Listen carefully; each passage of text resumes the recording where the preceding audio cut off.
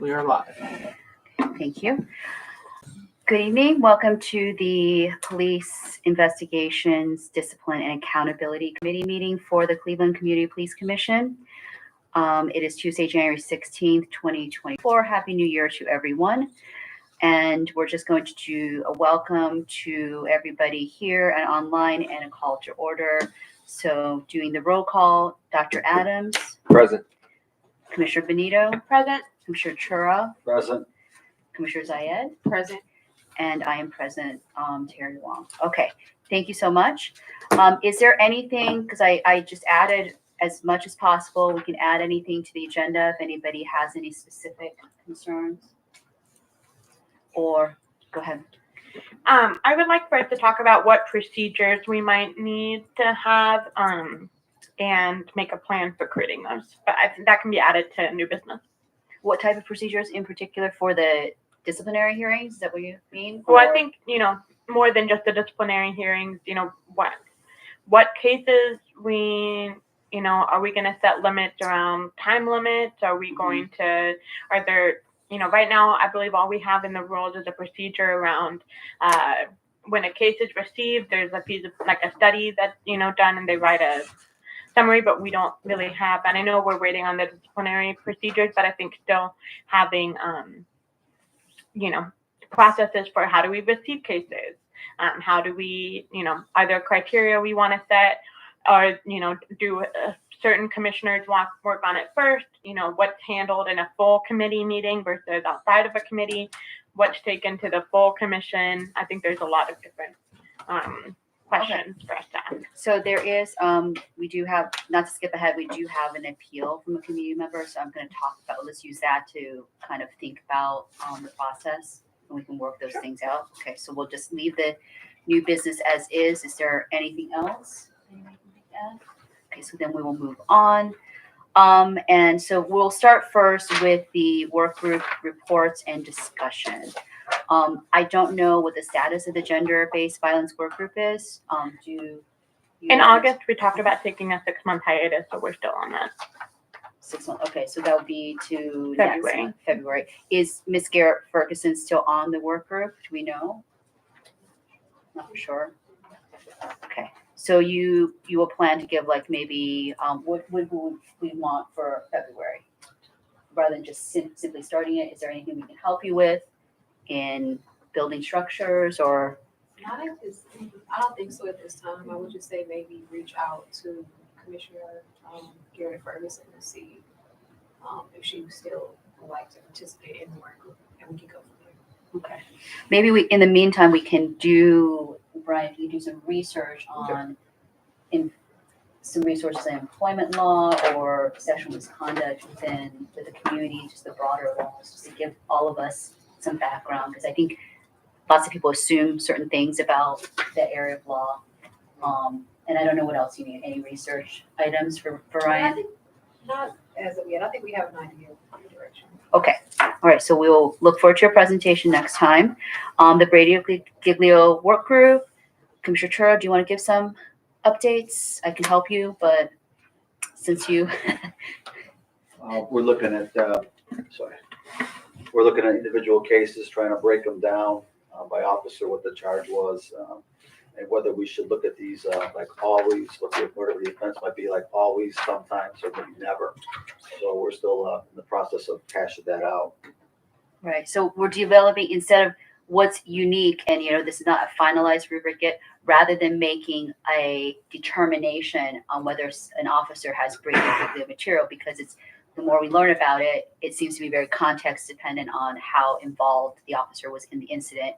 So we are going to just look at offenses and deem that always like Bradyable, sometimes and never. And then we look at the outcome, and then we'll make a determination if that information with the link to the actual, like, it's just basically a public document link, right? We're not making any assessments on it, and that is done to make sure that we can protect our integrity and protect ourselves from accusations of unfairness. So that was a process that the two lawyers, defense lawyers, came up with, and they both, one's from the public defender's office, one is from private practice. They both advocate for greater disclosure and to leave it up to the more information the defense attorney has, ultimately it's the judge that's going to make the decision. So having more information rather than less is helpful. And the whole point is that the potential consequences of not having that exculpable evidence presented for the defense could have life-altering outcomes for the defendant. So to make sure I understand, the Brady Giglio work group is creating a template that is going through all the different types of charges and infractions and determining which category they would fill that into, and then will that be brought to the full committee? Yes, we're Once offering. there's a draft. So it's generally issues of credibility, but what does that look like? For example, we talked about a common offense is a wearable camera, not turning it on, but that could be, we're not adjudicating whether the officer intended to do that, but that is an issue that's concealing potential evidence. So it would fall, we decided, under always. But we're not. I'm just asking if once you create that. Yes, we will, and we will hopefully, we can have the commission. I'm concerned, we can have the lawyers present it. But these are from, their legal experience. We can present it. And the rubric, so we're using basically, the city has not completed our records requests for the Brady Giglio work group, which was just for the full disciplinary files for the officers that have been charged in the last 2 years. We're working on that request. It's about 70 days overdue.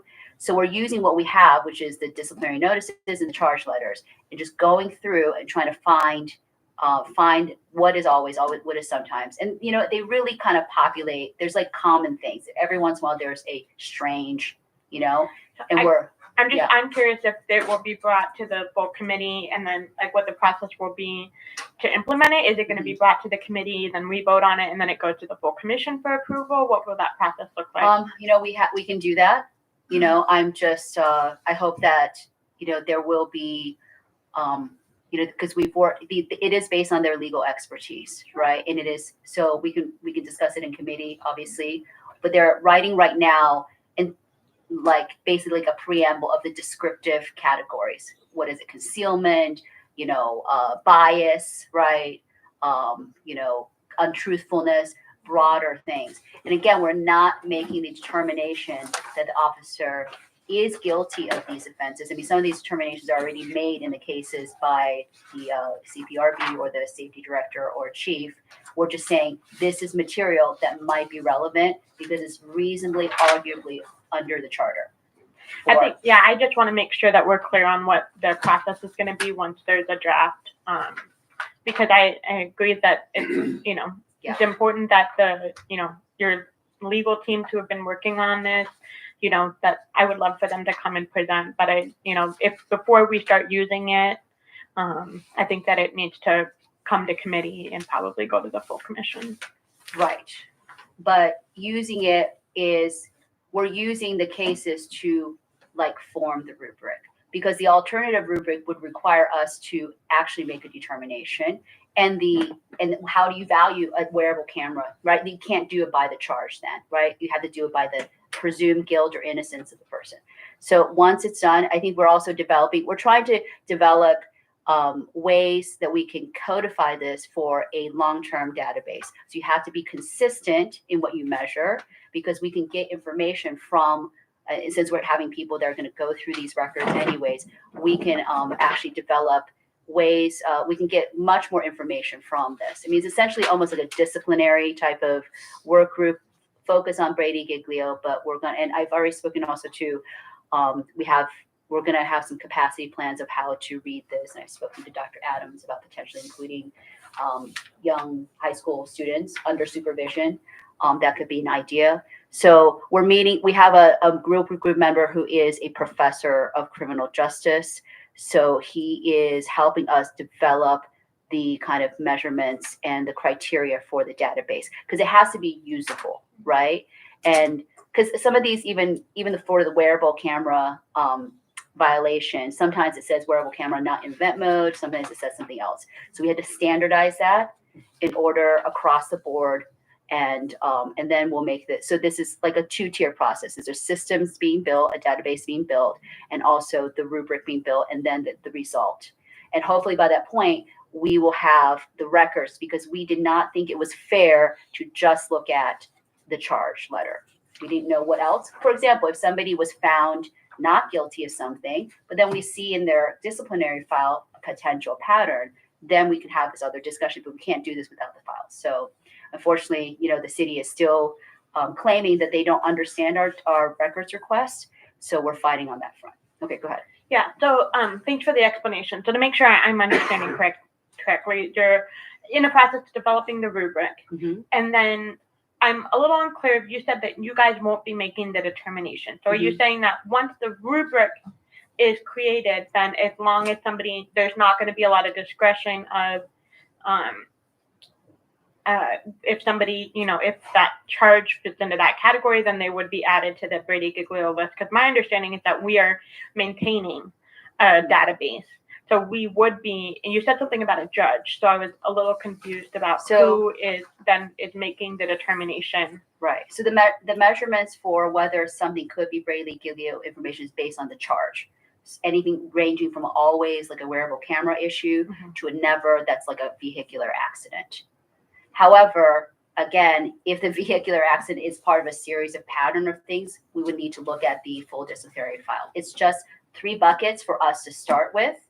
And then it's possible that we could, and we haven't determined this because we haven't seen enough of the information. It's possible if the officer is totally exonerated and we see evidence that this was not a charge, I don't think that we would necessarily include the officer's information on the list. So who is making that determination? The Brady, the entire committee. You mean the work group is The making work group, that sorry, determination? yes. Can I Go ahead. help settle this a little bit? You have an obligation to finish your process in the rules, right? So remember, nothing can become official, so it won't get posted or anything without going through the commission. And you have to solidify your process for what this list is and how you appear on this list in your rules.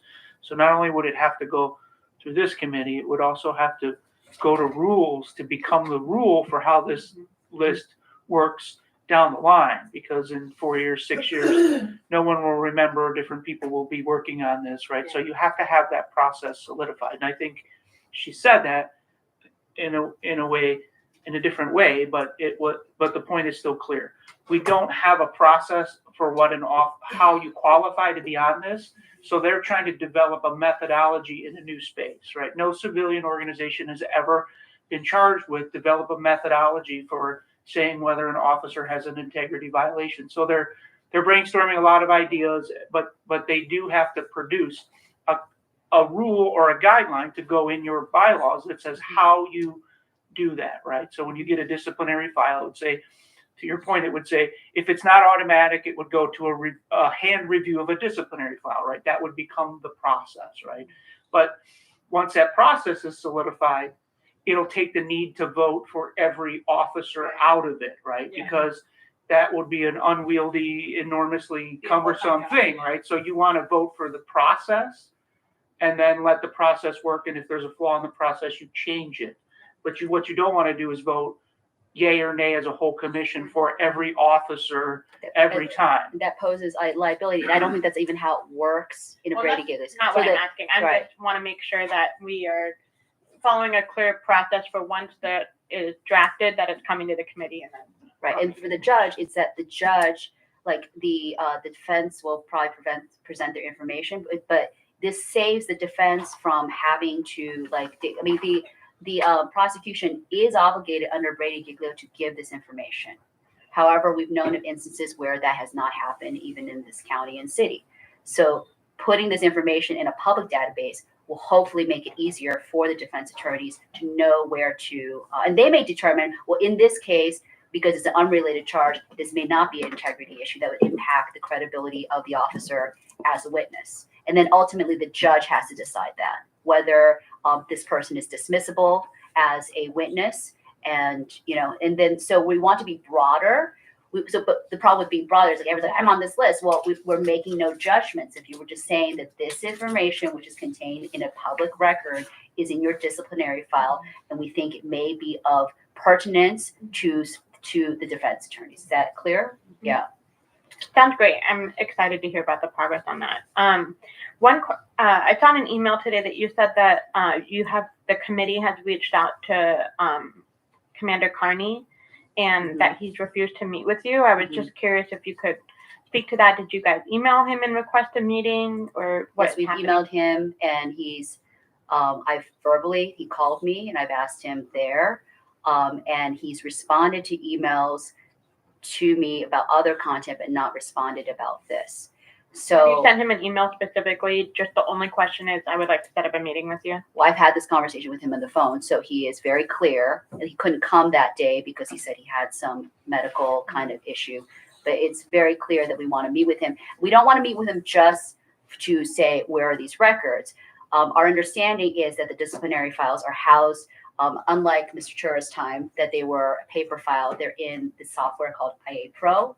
And I would open this up to the entire committee that we would like to see what IA Pro looks like, so we can make it easier to say, we need this, we need this, we need this. We might not need the full disciplinary file in the future. We don't, but we would like to know all the components of it, so we know accurately how to ask for records, and that would streamline the process. And only Commander Carney has that information. My suggestion would be that you send an email with only the request to have a meeting, and then ask him to come to a work group meeting or to a committee meeting. I think that it has been amply conveyed to him. So we are asking him on 25th. I just want to be clear. It's Commander Carney is in a structure, right? So I think we're kind of saying things out of context here. Commander Carney has to ask permission to attend meetings, and I don't want to put Commander Carney on a public record as being the refusal. I'm not certain that's the case. That your request has been elevated to a level above his quote unquote pay grade. So he is not free to come speak about that when things are elevated to the law department, right? So this is now an issue between city law and quite frankly, the executive, right? So this is a top level thing, and Commander Carney is not there. So to ask him to come talk about that, he is restricted in his ability to do so. And he is not the only person who has access to those records. So that's also a false statement. He is just the person who's been assigned to be the liaison on some things. And he's already been overruled by his commanding officers and city law on providing things to us. So it's not always a Commander Carney decision. So I just want to be clear for the record that it is not him personally waging a war against the CPC. This is something that goes way above him. And he has to follow his chain of command orders. And if their chain of command says, don't go meet with that committee, so the proper question to respond to Commander Carney, if he refuses, is to ask, did you get an order, right, to not come to the meeting? And that way it's fair on his part, because he may have been ordered to not attend. So we can't just say Commander Carney didn't want to attend a meeting. But I know, to attend. But again, if you're listening to me carefully, I had a phone conversation with him. This was never discussed that there was a order, because I think the situation is dynamic when Commander Carney initially called me, he said that he explained that he'd be happy to come to a meeting, but that ultimately Delonte was the point person. I'm not sure why the law department is inserting itself into this. And I understand Commander Carney was, saying that he was not trying to obstruct. However, what's newly arisen that he's never said to me, that he can't come to a meeting, or that so this is new. This is fine. So we can make a formal invitation, reiterate our invitation. Either he would come here or we can go there, because we're a work group.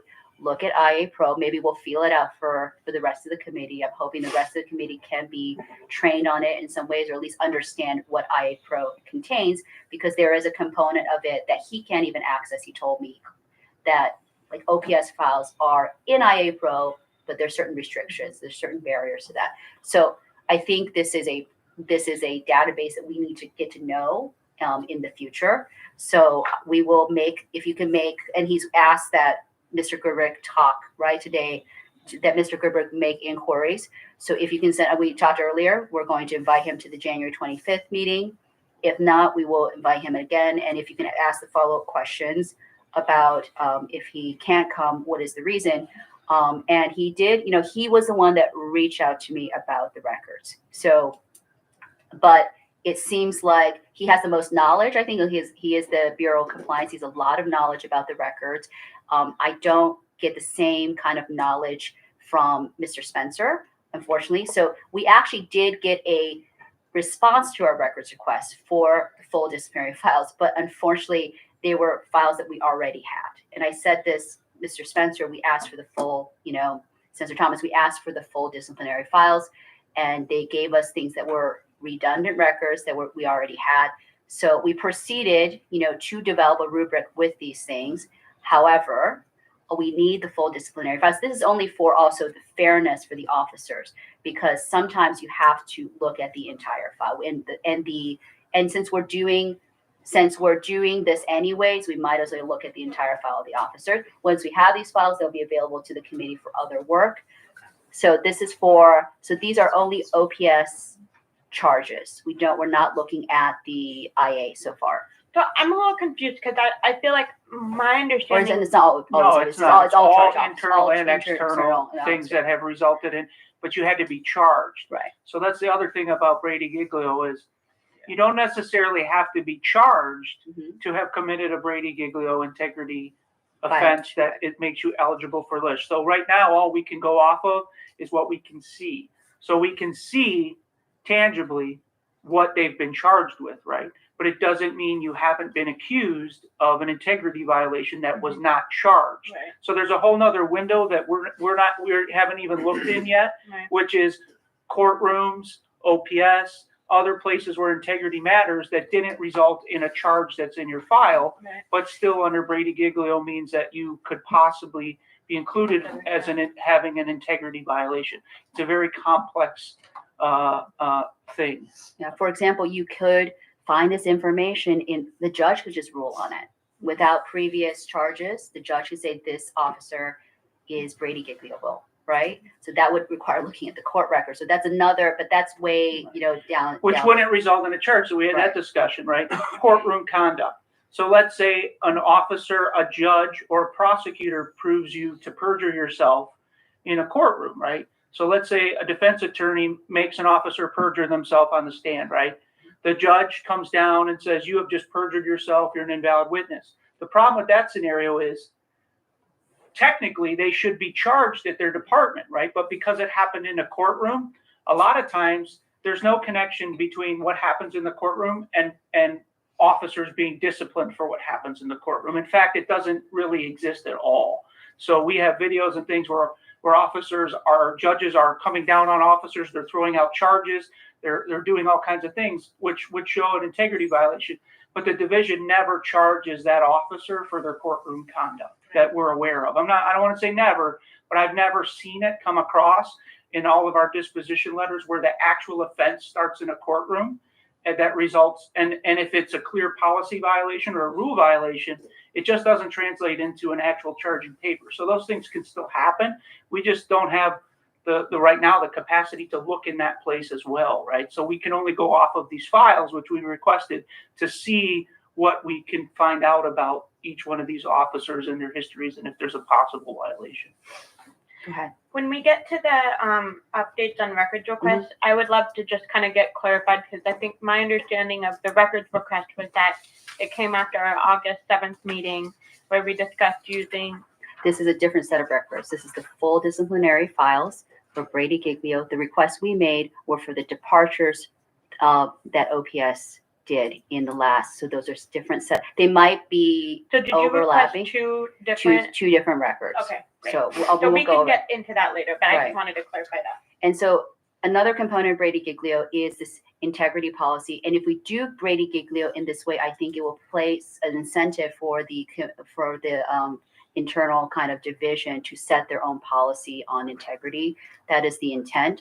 I'm going to make a request soon because it's passed. And if you remember in our rules, we were going to give them 1 year, the division, to develop their own integrity policy. My understanding is that there are 2 competing drafts. So I'm going to be requesting those drafts so we can look at them. We don't have any other movement on that, right? It was never instituted, the integrity policy. So it seems to be at a standstill. And that's very important that the division eventually hold itself accountable. Because it is important what we do, but from a capacity issue, it should be the division. And it's about the cultural change that they understand that officer integrity is very important, not just for misconduct, but also in terms of citizens or people that could end up in jail. So, all right, so we will move on to the discipline work group. I got one more thing with the Brady Digno. The disciplinary hearing dispositions, they're a lot more detailed than they used to be. So there's a lot of information there that we could look at and almost make a determination just from that alone. Now, as Commissioner Wong said, if we're necessary, we could get this other information, which we would have to wait on now till we settle this. But once we, if we need that to dig deeper, we could do that. But right now, I think we got plenty to keep our hands full and keep reviewing and set up the rubric. Right. So we're just, and it's actually good because we're not looking at the whole file. It's just a way to, because it's never, as Jason said, it's never been done before. So you have to look at whatever data points you have to develop the rubric, And to even add to that, Commissioner, even the prosecutors are mandated to do this. They don't do it. They don't have policies. They have ad hoc committees that have no guidance for how to do it. So there's really nobody doing this right. There is no best practice to fall to. So it's been a standard for decades that really has been ignored and not followed. So it's a challenging area, and so hopefully that integrity policy will make it light years forward, because that's where you address the thing in the courtroom, right? The internal divisional integrity policy should say this extends to the courtroom. So any courtroom conduct that's seen or observed needs to be reported, and if it's a violation of the rule, it needs to be disciplined as such. That's where a policy like that would matter, right? Because it brings that whole culture in. Mm-hmm. Because people are getting caught on cases, right, where officers are violating rules of getting evidence, which resulted in their arrest, right? That evidence is being sometimes thrown out by judges, and them judges is saying you violated the law and divisional policy by the way you got this evidence, right? Technically, under the rules, they should be disciplined for that. It's a very clear violation, but they aren't ever. So that's where an integrity policy that would be reviewed by this committee would come into play, because it holds the division accountable to themselves for casting that net wider and looking for their own misconduct, self-reporting their own misconduct, and then holding themselves accountable. Yeah. And I do want to say, I did send invitations for the work group to both the city prosecutor, Ms. Aquila Jordan, and also Mike O'Malley's office, and they declined our invitations. So our full intent was to have both perspectives, but we're very lucky to have someone from the public defender's office that has to live this every day, and another defense attorney that understands this. And I think we should just publicly thank, Cullen Sweeney, public defender, and his associates, because that's not the only work group that they're sending great surveillance tech. They're sending great people to help lend and amplify our work. So, Cullen Sweeney should be commended, and his office should be commended for accepting that invitation and coming in here and working with us. And I think everyone in your work group for Brady Giglo is wonderful. I think it's a great work group. It's a perfect example of how we should do this work and the kind of minds we should put on these problems, and help amplify us and make us a stronger unit. So it is a really good group. Yeah, thank you so much. And our next meeting is on the 25th at 4 p.m. If somebody wants to stream, they can just contact me, or Mr. Goodrick will send them the link. I don't know if you guys want to observe. I don't know if there's going to be a quorum issue, even observation. You think this is pushing it? Yes, I think it is. Otherwise, it becomes a committee meeting. So that's why we have to assign only a 2 number to commissioners, and then trust that they bring it back. But we could always do, if you wanted, if it was a very important work group meeting, We can maybe. the way to do it is then make it on the agenda of this committee, right? So if you wanted all commissioners to be part of that conversation, it's a simple matter of blending the work group meeting into an accountability meeting and publicly noticing it. So we will find a way for you to get the information, and we're going to bring, we're in the process of writing that policy. So, and developing that base. Okay, so the discipline work group, Mr. Chura, I mean, I can give the update. We received on January 2nd from Commander Carney the updated corrective action guidelines, which technically is a general police order, but because this work is about the discipline system and it was worked upon by Sergeant Jackson and Mr. Goodrick in 2019, they updated this particular GPO. It was done already in the accountability committee. It has to do with making the discipline system more equal and transparent and consistent. So that committee, that work group is still working on that. We've gone through, he sent in addition a manual of rules. So the committee, as the work group has asked that they be able to, we have Dave Lima, who's previously in it too. They asked that they get the chance to look at those things because this is from previous work, and then we can share the documents with the full committee. That was their request.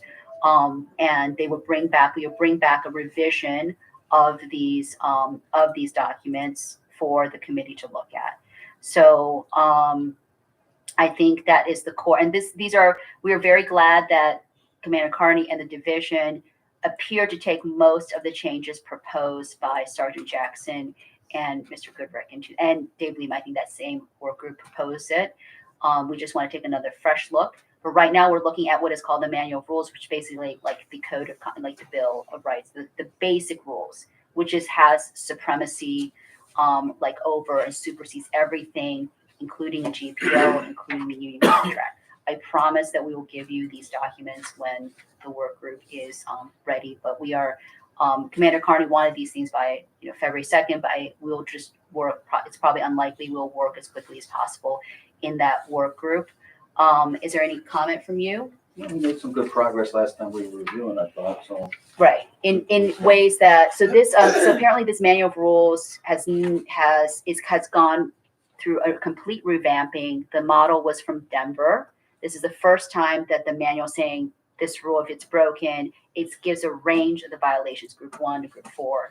So it's quite I think Commander Carney has done a lot of work to revise it. So we will give due attention to it. I think it's just really the struggle with this is to make sure that the vocabulary is consistent, right? If a term is used in this, it should be used, the same term should be used in a GPO. There should not be that much deviation from it because that lends to interpretive issues, maybe confusion among officers. So it's really kind of like creating a lexicon of the terms that we're going to use and agreeing on a definition through these manual rules, what those things mean. Because like dishonesty is in there, but untruthfulness is also in there. What's the difference? And maybe they are repeatedly in there, these words, because of other kind of statutory things and like requirements, right?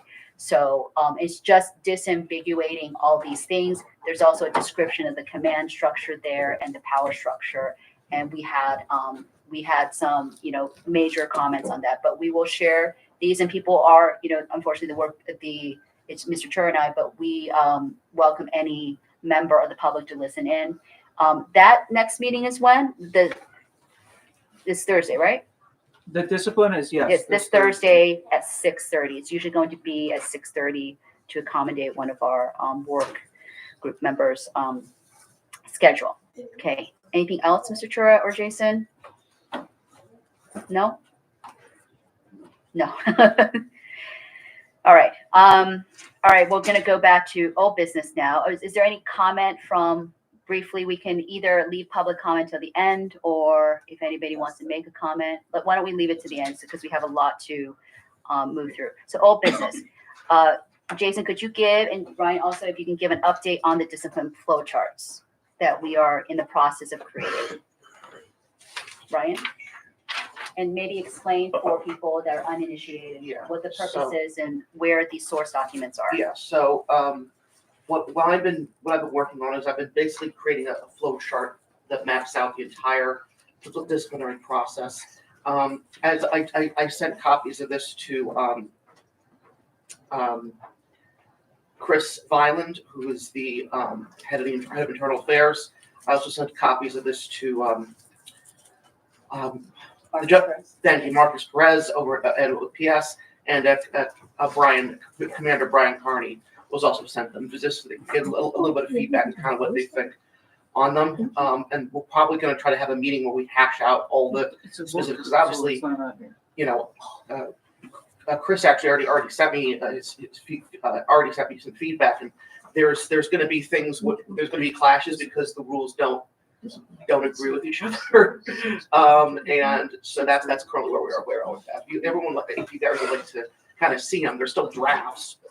Well, maybe I can make a suggestion. So these drafts are based on a set of documents, right? The OPS manual, things like that. I have those documents. One way for us to learn it is I can give those documents that Ryan used to create the charts. You read it in your spare time, and then you'll come to the charts with fresh eyes, and you can audit. You know, everybody can actually have fresh eyes on this. You know, because we appreciate Mr. Byland, Mr. Perez's experience, but sometimes it doesn't allow them to see because they're so used to the process, they accept it. If that is okay, I will send out those documents. And it is, you know, I mean, it's a little scary in volume, but it's really not, because it's like, you know, double space, but just read it in your spare time, knowing that also the OPS manual is under revision right now. Is that? That's correct. So in this flow chart, we're going to have two tracks for OPS.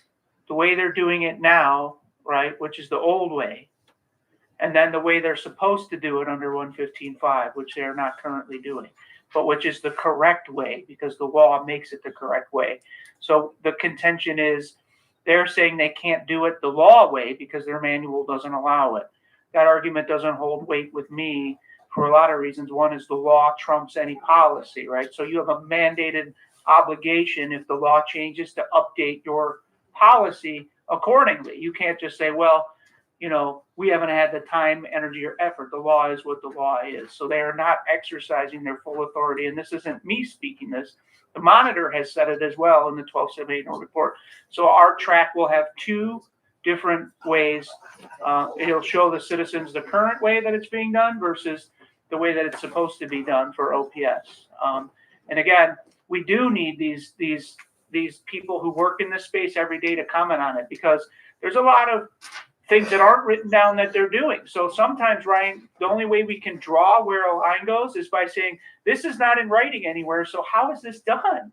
You know, unfortunately, that's why our system needed to be mapped, because if you ask any expert in it and people who've been doing it for a while, I've been doing it for 7 years. And when I first had this conversation with Commissioner about doing this, I sat down and I tried to draw it out and I couldn't with what I knew, because there's so many spots that are just, there's no window into. There's no policy or document that I've ever seen that guides how they track it or who's in charge of it or the timelines in one master space.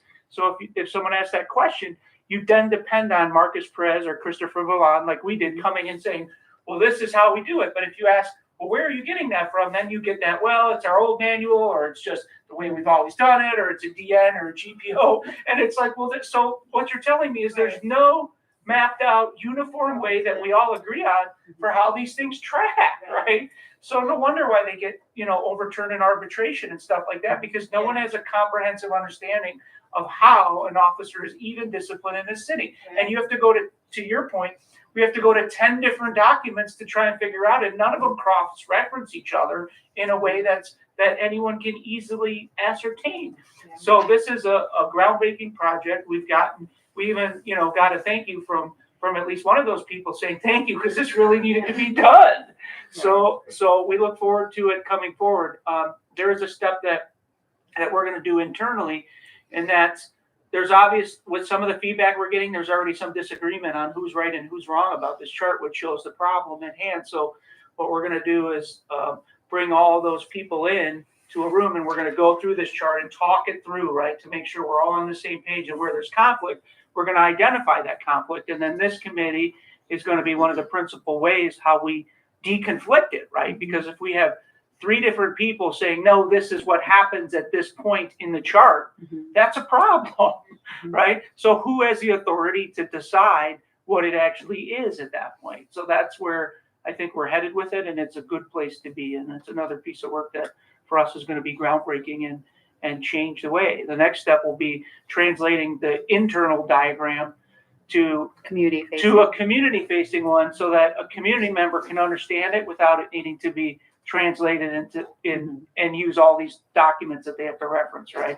So that'll be the next step to this project is putting it out community facing so that, you know, anyone at a sixth grade reading level or whatever should be able to understand what happens to their complaint as it goes through the system. Kind of like for those of us who are old enough to remember that this is a bill, that Saturday morning cartoon that explains the whole process of the bill going through Congress. I want to do something similar with this is a complaint, you know, and this is how it works, and this is where it should be at this time, and this is how it turns into discipline, so people understand. So thank you. Okay, so, and we come to a point is that if there is, when we're deconflicting, it should not just be for the charts. Perhaps we can revise the documents. It's the process. So we would need to find out who has authority under those documents. But if we have the actual administrator saying this is what happens, you know, it's a great way to audit the actual documents themselves.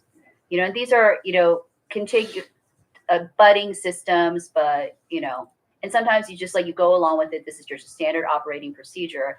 But you don't realize how circuitous and how hard it is for someone to understand. So that's the hope. And thank you, Ryan, for working on that. So, but it's a great way, and don't be frustrated. I had a high school student of mine help Ryan. He read all the documents in a week, and he came up with a completely different chart in some ways than Ryan, right? So I think, and that's one of the challenges of this. So this was a very smart young man. Did he manage to get into the school? He was. He's going to be interviewed soon okay. for he's preparing for his recent interview. So Good friends. He's a very, very talented young lad. He looked so bewildered after reading these, and he tried to draw it, but he was like, the thing that is there's a lot of stuff that's written down that's not followed. Yeah. OPS, the way that they do the voting procedures for CPRB are very different from what they are, what they can be, and so it's a really it's just so ridiculously. Yeah. And it shouldn't be subjective. That's the Yeah. point, right? So this is a disciplinary consistency, process. yeah, it's a There consistent, shouldn't be a standardized subjectivity process. to how this works, and that's what we're finding is that subjectivity in Too there, much or discretion. artistic license, where whoever the administrator at the time is can just say, well, this is the way we're doing it, and disregard the way they're supposed to do it. Great for arbitration. For arbitration, it causes a wonderful, you go in with a wonderful advantage to arbitration when your system Chaotic. is this chaotic. Exactly, well said. 100%. So if you guys can, I know that everybody wants to look at charts because charts are supposed to make everything easier. But if we can learn it, I understand it's going to be confusing, and that will provide a great audit once you guys look at the charts. So I will send those things out, and please read in your free time because, you know, there is a lot of information. Okay, so now we're going to move on to the records requests. I can go over the existing records requests if you would like, Commissioner Benito. So the first record request, as you remember, we made in July 31st of last year. That means today it is 169 days overdue. Under Judge Oliver's order, it is 21 days that they have to deliver these records. Within 7 days, if there's any objections or issues, the city has to provide written documentation. We've never received any. The request was, as you remember, for all the departures that OPS conducted. A departure means that CPRB ruled a particular way and the chief and safety director departed and did not agree with them. And this was the request for us to have Train. cases to review. This was the request that was made for us to have records to review, to practice, Yes. like creating case summaries. Because it provided, I felt, a full diversity of potential outcomes. We are, you know, in that, so that's 169 days overdue. The response from the city through Mr. Heltzel, its law director, was that he considered, and I'm just paraphrasing, he considered CPRB now independent of the city so that the judge's ruling does not apply to CPRB. And alternatively, he requires a full vote of the commission for every single records request and the approval of minutes, which obviously we didn't want to do because that would cause 2 more months of delay potentially. And these are a basic fundamental, the reason I fought this so hard is this is a basic fundamental power of and right of this of the commission. These are basically type of documents that have already been presented in a public space. He gave me an alternative that I could request these documents through the public record system. I didn't know what the legal precedent of that was. We don't have, our own independent attorney yet. So I basically just kind of left that to be. With regards to CPRB, in this case, I do want to mention it was two meetings ago after the first case, I believe. CPRB is, I don't know the particular member, but there was a member that said that CPRB does not have final authority in their track over the police chief and the safety director. That is not true under the charter. So there seems to be misunderstanding. I don't know if it's because their manual hasn't been updated, but the Charter 115.5 is active. And we may want to maybe have a meeting to explain that this is, I know it's a culture shift for them because they've existed since like 1980s, right? OPS and CPRB? Yeah, 80s, 88. Officially, they got the green light from Ohio Supreme Court to be legal. So we still don't have a commitment on these from the city of when we will receive these records. The second record request was made through the Brady Giglio Committee on October 27th of last year. That makes it 81 days overdue. Or so it's been 81 days, no, not overdue. Again, 21-day rule applies. No objections were issued within 7 days. And that was for the full disciplinary files of the officers charged in the last 2 years. Later, after the deadline had passed, the city, various people of the city claimed that they didn't understand our request, and we were given just the disposition letters and the charge letters that we already contained as Delonte Spencer Thomas intended that to be a fulfillment of the records request. We have told them that is not the records request. So that is also being addressed. All right. And then we'll have, and this is very important because it could be later on we have a full disciplinary hearing. It cannot be that, I understand that IA would have to do investigation, OPS would have to do investigation, but it can't be that we are 60 some days overdue. We have to develop a understanding and a process that we fulfill the judge's order, which is 21 days. And then those are the two out. Oh, then there's I'll talk about the third request maybe because it's attached to the appeal, if that's okay. Sure.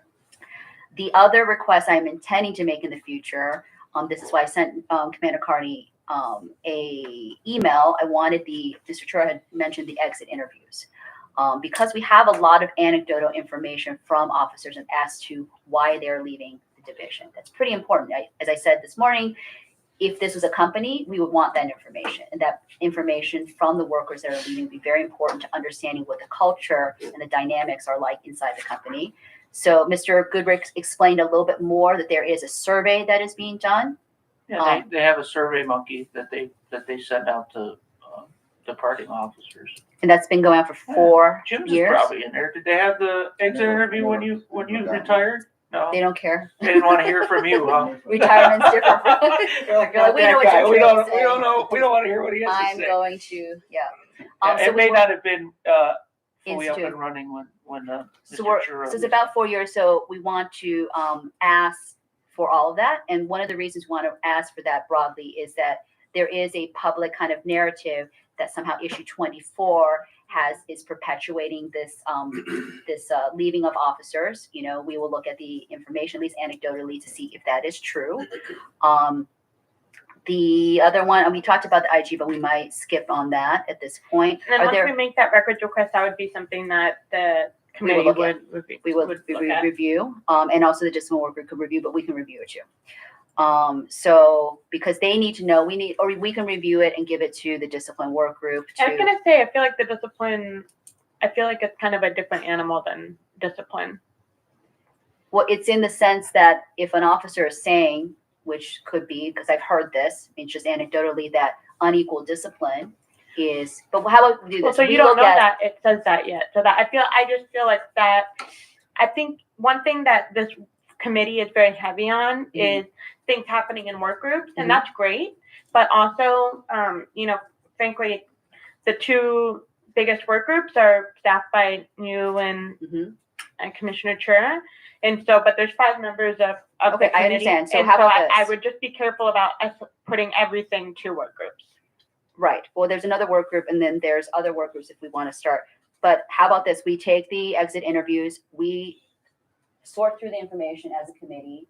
If we find a pattern that affects discipline, any document that comes through, is available to the whole commission, frankly, right? It's not just this committee that will have access to these documents. So the work group can use it, but if we find, why don't we make a little project that we will go through these exit interviews? How many officers would you guess would that be? I know that it's voluntary, so Okay. it may not even be a holistic picture. So most people probably don't even go through the process. If they're already leaving, I doubt they do it. So we have to also ask, what percentage of officers who are separating are filling this out to see if it's statistically So we'll run relevant. some, so we will read it, we can all read it, and we will find, and I think this data should be collated for people to understand. It's not just information for us, because there could be patterns. It's anecdotal, but still probably large enough of a data set. This is one of those things that should be on autopilot. They should be CCing us any exit interview information because we have recruitment and retention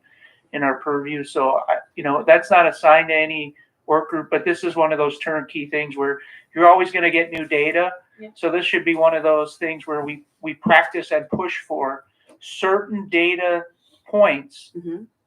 Recognizing what we do and our job as a commission should automatically be Mhm. shared with us without needing to make a request every 6 months for the latest surveys, right? That's a simple matter of adding us to the distribution list of SurveyMonkey when they get a response. It's not a difficult data share. So why don't Right. we make 2? So then, do we need to make a motion for that? We can make the data. We can make the No, request. that's in there. That's in our rules already. That any turnkey thing that's Okay. within our thing, we're supposed to develop a process and try and fight to get access to it, right? So we'll make the request and we'll also ask for access. And this is a good check on the other information that's more kind of, this is anecdotal. And if an officer's subjective experience could match the other data, it could complicate it. So it would be very interesting. And whatever I think learnings we get, we can give to training, we can give to policy. There might be something in there. So we just had to find a way, whether we want to read them all, I don't know how many there are, or partner up such that there is overlap and an audit of what the exit interview means. And it could just be just coding it, this officer said this. You run numbers on gender and race and all those things, and the reason, see if there's an association between the perception of the officer as to what the workplace was and their social identity. It's not an anonymous survey. We don't know. Is it anonymous? I don't know the answer to that. We don't know. I would think so because people But wouldn't. I'm just saying to wouldn't call share as without much that. data analysis out of it, Yeah. right? So we have, and then I think, obviously we need to, I think human beings, we tend to value information that's anecdotal just because we're social. So we just have to, and it is probably very valuable information. I spoke with CPPA President Fulmer on this issue of departures, and he said the number one thing was money, and the second thing was irregular discipline.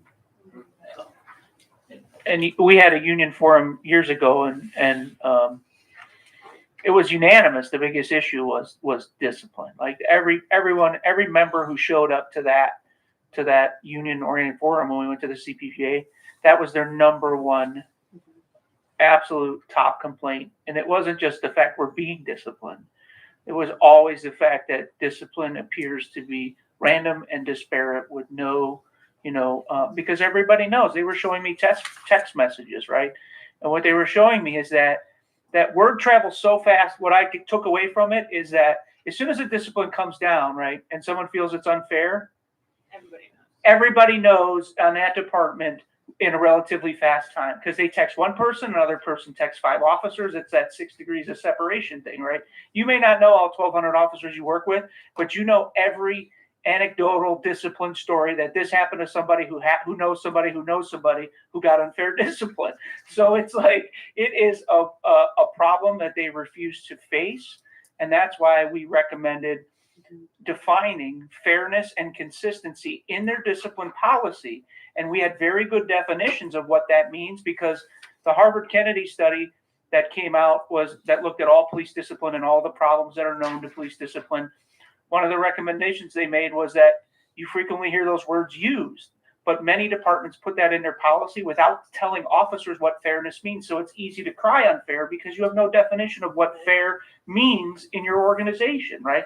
So for us, fairness meant the application of the disciplinary matrix, right? So that's fair, right? And then consistency means equality in that discipline. That means if you did this, right, you're going to get this, because it's not equity, because they want to use this term equity. Well, what does that mean? How are you doing that, right? We're talking about equal discipline, right? It doesn't matter. You level the playing field. If you did this, you get this, right? It's that simplistic. But because there's so much room for subjective, discretionary application and such a wide range of outcomes, it causes this chaos. But it's really, any organizational expert can tell you how to fix that if you really wanted to fix it, right? You limit that discretion, 100%. Bring it down, make it equal, make it so that no one can say I got unfair, because they have a chart. And then we added what we put in there too, which was another novel recommendation, which is something that's very consistent, is you have a review committee, right? That rotates its members. So you would tap someone from the union hall, you would tap someone from the FOP, you had the inspector general in there, you had the head of IA, you had a random commander, and you would never know who's on this discipline committee, right? So this would be a quality assurance program, right? So this committee would meet, every 2 months and just look at all discipline and measure it against those definitions, right? Fairness and consistency, and see if there's anything they're learning there about how it's being applied. They didn't adopt any of those 3 recommendations in the draft that was sent over. So that's still missing. None of those. They did a lot of things, so I'll give them credit. Like, they adopted the highest percentage of our work I've ever seen, right, in their future policy. It took them 4 years, but when they shared it, they took a lot of our recommendations. But they left out the fair and consistency. They took out the narrowing of the windows of possible outcomes, right, which helps with that. And they also took out that committee, the quality assurance committee, which is absolutely essential. You need somebody to look at this to make sure that it's fair and consistent, right? Mm-hmm. That way any officer can say, well, this is unfair. And now you have real proof that your system is fair and consistent, right? So you can just say, sorry, this is not the way it is. Here's the last 5 people, and you have a committee that reviewed this, and it was comported with everybody who was in the same situation. It should sure help in arbitration. So and why? And so the question is why? Why do you want to keep a system when you know? I mean, you could pay fancy organizational development people to come in, and they would tell you the same thing that we told them in 2019, right? It just is. It makes good sense to do it this way. Yeah, and and not to privilege one information over, it could be that whatever the perception of the officer may not actually be what is happening in that case, but that balance of those 2 data sets would be important. There could be newly arising things through those exit interviews that we need to respond to right away. So I think that's pretty important. I mean, it's an easy data set for us to have, and people are hopefully honest in that situation. And sometimes when there's, to your point, the establishment of a chart or something that someone can see, they actually will believe and trust that system more, and it can shift the culture in good ways. Maybe, there is a misperception of the system. We don't know yet. So I want us, again, to be open-minded. And we have heard a lot of, not even anecdotal information directly, because this is just conclusions from various sources that this is a source of issue. But let's take a look at the exit interviews. At least it gives us some basis. So are there any other records requests that we would want to make, given the city's slow pace in fulfilling them? We might as well make them. And is there anything else I can get for you, or Jason can get, that we can think of? Any projects you want to do by yourself even that would require, I really think once we get a full disciplinary file, and I've only seen it through through somebody else that was not on the commission, I think will really, this is really essential for our work. It is not just for Brady Giglio. We need to understand. And the more we read about these files, I think the more we can understand. So related to that, we want to do training. We don't have those records. It's okay. I think, so we may not need the NACO trainer. I think if we get a NACO trainer, Mr. Goodrick and I have talked that since that's going to be a cost to us, it should be a training for the entire commission, because they'll be able to give us a broad overview of how discipline occurs in the broader ecosystem. However, I agree with him that we can probably ask Mr. Perez and Mr. Filan to come teach us. However, do we want to wait for the charts?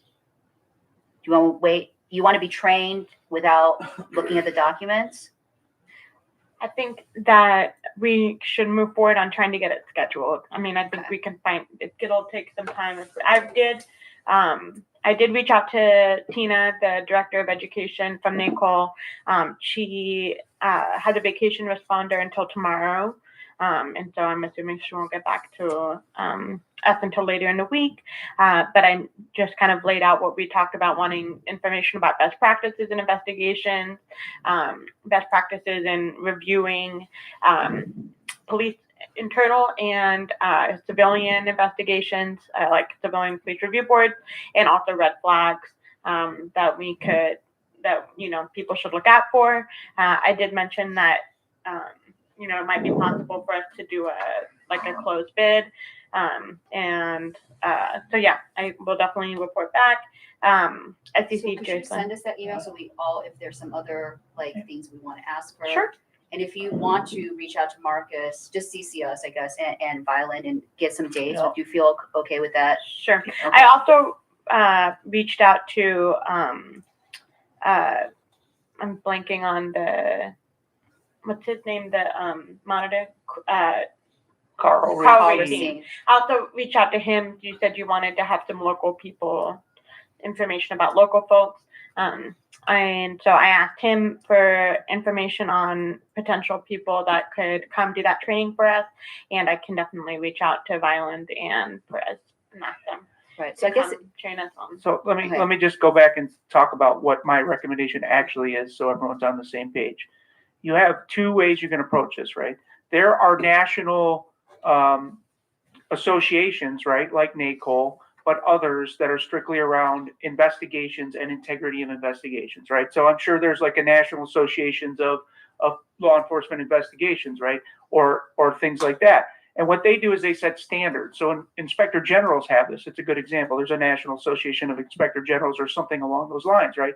They set criteria for what makes the gold standard of an investigation, right? It's very abstract. So there's two ways to approach this. One is the abstract view. We can get NACOL to come in and they'll talk about generally what makes a real solid investigation, right? What should you look for, whatever. And then where do we go from there? We need the Cleveland way too. So that's why you ask OPS, because OPS does it the OPS way, right? And the best expert on that, no one can teach OPS except right now Marcus, because he's setting the new best way. So he can come to you and say, any investigation you look at from OPS should have these 5 elements to it, right? And that it should meet these standards. That's what you need. So you need the broad understanding of what the best practices across the whole United States and the world is on an investigation. And then you also need the Cleveland standard. So you can take both together in your education and really be able to look at a case for its quality, its integrity, find those red flags, right? Or say this case is excellent if that be the case, right? So it's a two-pronged approach. You may need the NACOL thing or whoever, and you will need at some point Marcus to come in. Same with IA. Only Chris Vallon can tell you what the standard in Cleveland right now is currently for how an investigation should be conducted. Because Jim can tell you, but times have changed there. The consent decree has changed things, so they have a new updated standard.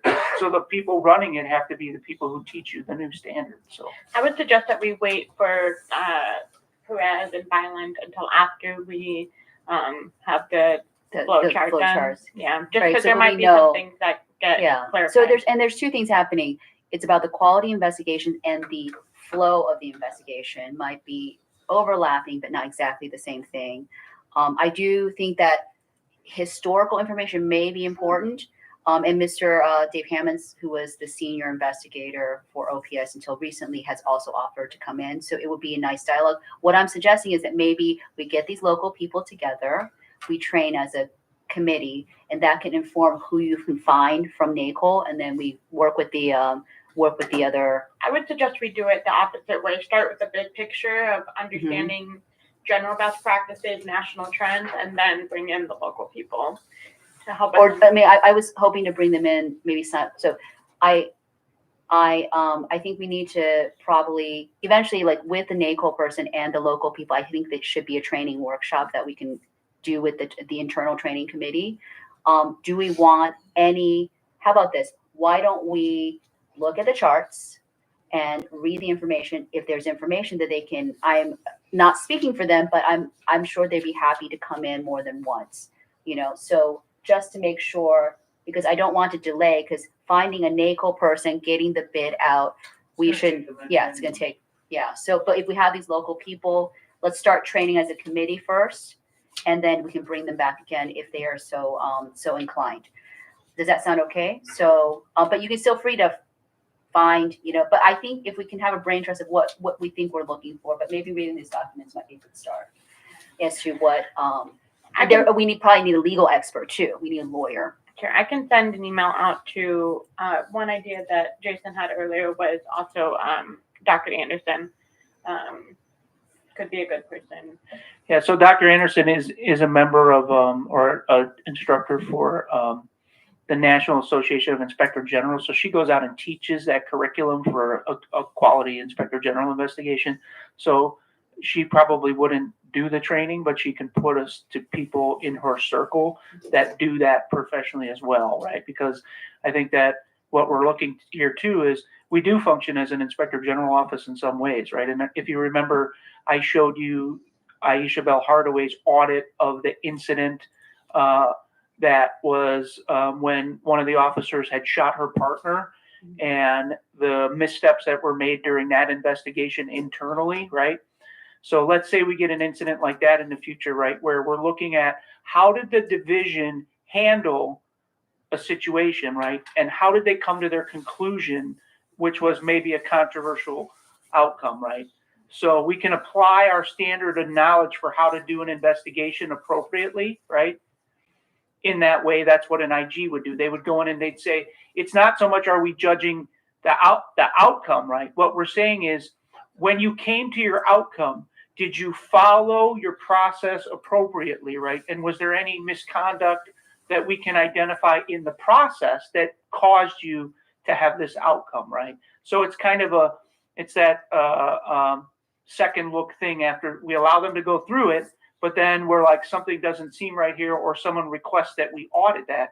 We need to have the ability to do it. So it's broader than just looking at discipline investigations. We need to build the organizational capacity in the CPC to be able to assess these systematic problems, right? Or assess if they followed their own policy in a critical investigation, right? Because the monitor's doing that now, but they're not going to be around forever. The CPC right now, as it stands, will be, and we need to be able to inherit the ability to do a quality audit like that, right? So I might suggest that we read, Chris Weiland was the IG at that point, his last report, or the monitor's report too. But I'm not going to give you any deadlines. I can send those on with the other documents, and that will give you a broader sense of what we are supposed to be in the monitor eventually, if we can make an analogy, the commission. So I will reach out to Dr. Anderson, Chris Weiland, and Marcus Perez. Do you want me to ask, so you're talking about wanting them to come in sooner. Are you wanting them to come in for our February meeting? Not Dr. Anderson, but Perez and Weiland.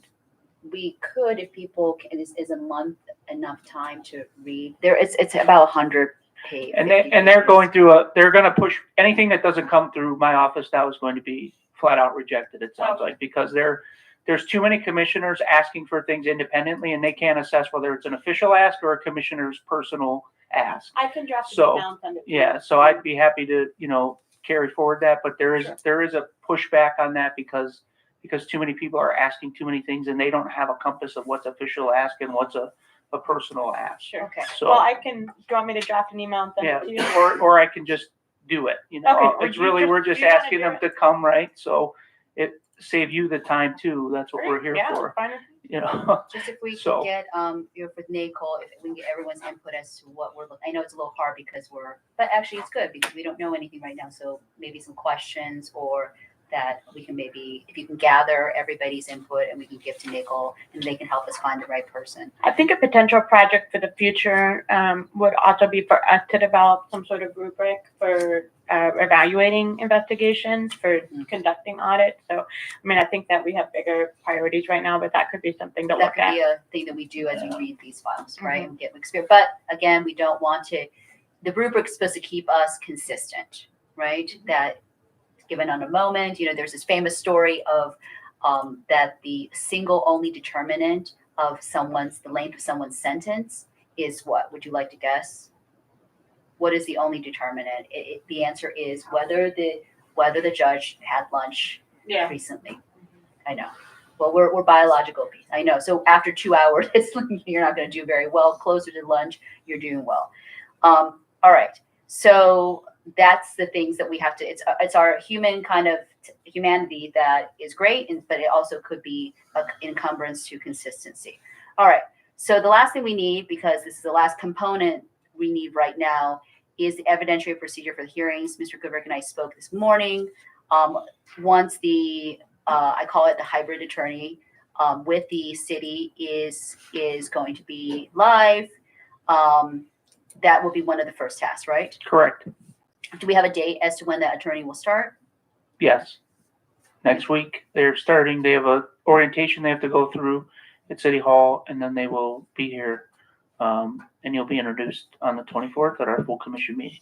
Right. And the attorney also, with regards to the records, we're going to be attaching, instead of just a request, we're attaching subpoenas. Yeah, we're gonna look at, well, the first step is refining our subpoena process. So, and that's already in your rules. So what we have to do is set up how we quickly produce a subpoena, have a document ready to go that just needs signatures when we want to do it. But I think at this point, the fastest, most efficient way is when we make a records request, it's accompanied by a subpoena. So, it just makes it more efficient. That's how courts do it, right? They don't call you and say, can you give us this stuff? They just send you a subpoena and it's an automatic. So I think we're having too much resistance to us and sharing information, and we do have a power that we haven't used. So, I'm not saying we have to stay that way forever, but it just really is a more efficient way. And that's why police officers use it. That's why courts use it, because the ask doesn't result in what you want most times. So you just have to use what you have in your toolbox to get what you need to get your job done. And for them, delaying you 81 days, right? That's just par for their business because they're here for infinity. 81 days in a 2-year term for some commissioners extremely limits their ability to finish that task that they want to work on, right? So it's a different concept of time between the two, right? The city has gone into records requests that took 2 years because they're a city and they're here forever. So for 2 years for them is nothing, but 2 years for us is a long time. And we just don't have that time to waste. We have a job to do. So especially if it's a hearing, So on that note, I think I want to emphasize for us to reread for records request procedure 2.2. It is clearly delineated in that procedure that and I'm guilty of this myself. Sometimes I start a conversation, I ask someone for something, but the records request should go through Mr. Goodrick. We have had some problems, and the ones that I face, that the co-chairs are serving as the point people. I want to say for the record again and again and again, because 3 times it's happened, that Mr. Goodrick is the point person, and that the Judge Oliver's ruling is in there. So that is the procedure we are following, not only for streamlining, but also because we decided that Mr. Goodrick is responsible, like technically the co-chairs are responsible to everybody, but he is directly he works at the pleasure of the commission. So it makes sense for it to go through him. So please emphasize that to other commissioners. And if we had to reread that rule, because we don't want the city to say, oh, you didn't do it like this. And the city has said many things, so it's not been consistent. But I do want to emphasize that. All right. There is So- one record request that's not, that is off people's radar right now. So you passed a rule in August, Mhm. and that rule said that we want to know about all lawsuits, Lawsuits, yeah. right? Mhm. So I was directed under that rule to ask the law department for updates on all cases that have been filed, right, against the Cleveland Division of Police through the law department, and they have not fulfilled that request. So although it's not a request for a document, right, what we're asking for is Right. like a written update monthly within our purview. The purpose of that request is because we have a legal mandate to notify OPS of all pending lawsuits, right, for them to assess and investigate those complaints, right? Mhm. So it's a checks and balance that the Citizens for Safer Cleveland put in 115.5 for a reason, but we are not being provided that information currently about lawsuits that are filed or alleged against police officers, or have already been adjudicated, whatever it may be. But we also know that they are not investigating those lawsuits, right? Because the monitor pointed that out in the 12th semi-annual report, that serious lawsuits have not been investigated internally by the police department. So those are ones involving harassment, retaliation, very serious complaints, right, that are mandated to be investigated, but that investigation is not being done. So that's part of the reason why OPS needs to be aware of it, because some of those things may be under their jurisdiction to investigate, right, and also pursue discipline through that avenue. So we have not received a request, and that goes back, I think, all the way to August. And I see are you doing it every month? Because I see the email and he's asking and there's no response from Yeah, Mr. Griffin. there hasn't been a response, but there's no point in me reiterating that response. They have an obligation to reply, and they didn't reply, right? So I don't need to keep resending. The request was made, the time is ticking. So at some point it becomes a discussion we need to have publicly, Mhm. right, with the community about that they are not doing that, and two, what our next steps are as a commission, right? Because the rule says what it says, we followed that rule, and it's outside of our control if they're going to respond, but we do have the ability to decide how we're going to react to that non-response, right? So that is in the charter. Let's look at that over and maybe we can develop a plan for next time as to the response. It's not just, I think we also have a right to know how much of the public's money is being settled in these cases. I mean, it's an egregious amount. I think it was 40 million last year. I don't know, something like that. Is that? We haven't looked at it in years, but the last time we did an assessment, it was around that number. So it depends on how many high profile cases are coming through in a given year. Sometimes it goes way as an outlier because something big comes through. And sometimes but its average is at least 10 million. I would wager, Ryan, right? When we looked at it. Yeah, 10 million. 10 million was a pretty. Yeah, well, that was the average. Yeah. And this includes cases by other officers. So this Like includes, suing- yes, cases from civilians. So it's everything from false arrest, right, excessive use of force, anything that falls in the civil scope. So even if they weren't charged criminally, a lot of times they're sued civilly, the department, and we have no way to see how many at any given time are pending against. But it's a good sign of possible misbehavior, right? Because a lot of times too, there's no discipline associated with these lawsuits, and there's a reason for that, right? Because if you're doing that invest, and Jim, you know this, right?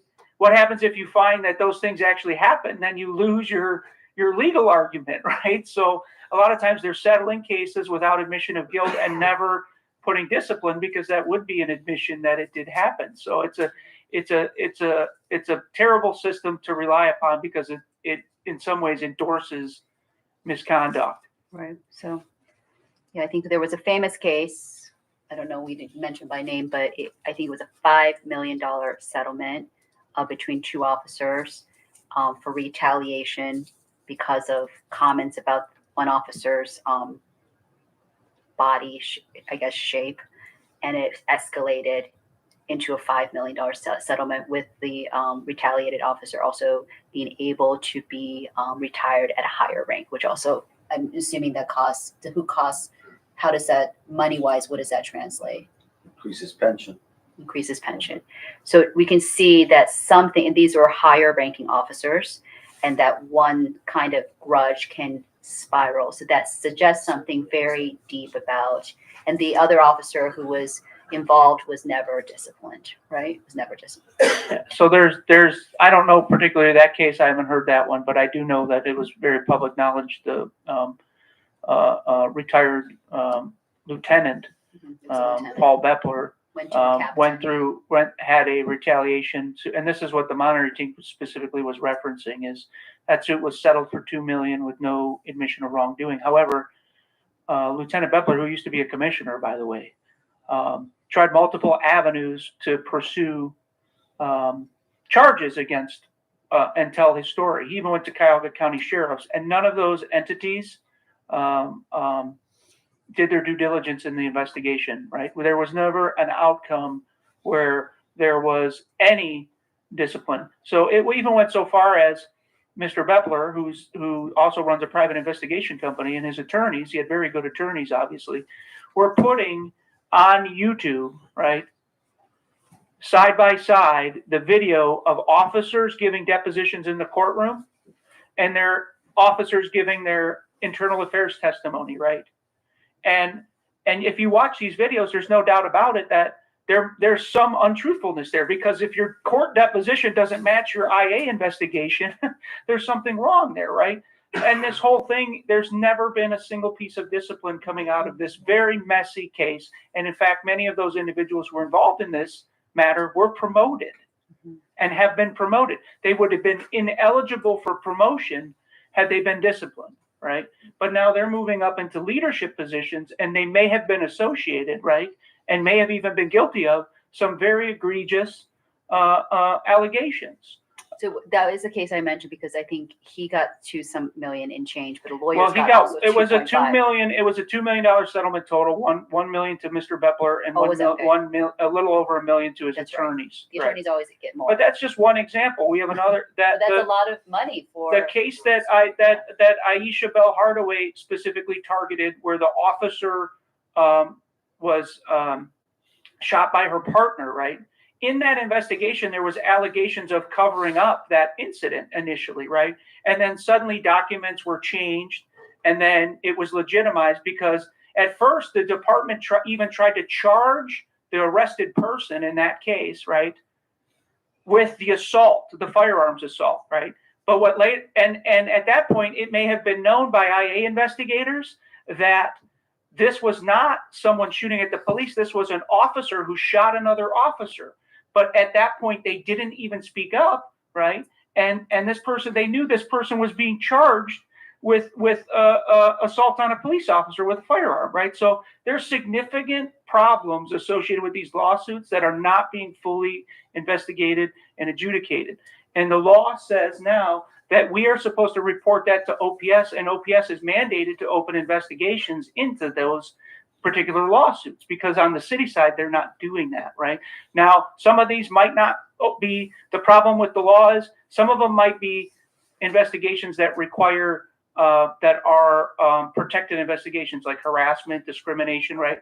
I'm not certain OPS is set up to do those type of investigations yet, and maybe they need to be. I don't know the answer to that, but what I know is our obligation is to send it over to them, and they have to work that side of it out, right? And this law has been in effect since 2021, 115.5, and we have been unable to carry out our duty with that at this point, right? Because I don't have access to those, to what is a lawsuit regarding the Cleveland Division of Police, and I don't have a way to filter through that without the law department's assistance, right? So, and if it doesn't, it's a threatened lawsuit. It's not just anything that's yes, it's more comprehensive, right? So it is. It's so how a lawsuit starts is a letter is sent saying we are preparing to sue you, so that it locks in all documents and all of those things that are associated with that. So I think that's what it's covering, is even if they've been sent that pre-suit warning letter, that means that that OPS may need to open an investigation into that situation, right? Mm-hmm. And if it is a legal matter, it still would follow the rules that if it was criminal or whatever, or possibly criminal, it should go to IA first and all that. But it doesn't matter. We have an obligation. We currently can't meet that obligation because we're being passively resisted by the law department. I used to get updates from the spreadsheet in the old administration. They would send me, we had worked this out because we had asked, can you send us all settled lawsuits, and they would. They had no problem doing it. Like as soon as they knew, they're the first people to know when their lawsuits close. So all they would do is update the spreadsheet and send it to me and Ryan. So it's not a crazy thing that we're asking. And how much Right. are we being sued? So that All right, it's not a crazy thing, but it is a disruption to their operation. Sure, I understand it from their perspective. Yes, this is complicated. They're defending this behavior, whether they and what they know about it and everything else. So it's a problem if you have an outside agency investigating you, overturning evidence that could hurt your defense of this behavior. So it's a broken, messed up system, the way that they automatically indemnify all officer behavior, because sometimes, quite frankly, they shouldn't be doing that, and then they wouldn't have this conflict. Mhm. So, Okay, so let's move on to new business. Thank you so much. We're way ahead of schedule. I'm glad. The new business we received, it was in late December. Was it the 27th or 20? I received a call from Shelley because you were still, I think, on vacation.